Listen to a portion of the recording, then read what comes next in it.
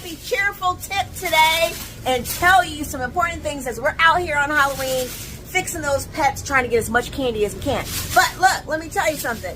If you don't want to deal with ear problems, don't buy a dog with floppy ears. Look at this dog. This is Patches. Hi, Patches! And Patches has these floppy ears. You see this? This ear traps moisture down in the ear canal. See that? It's like a door. Shut.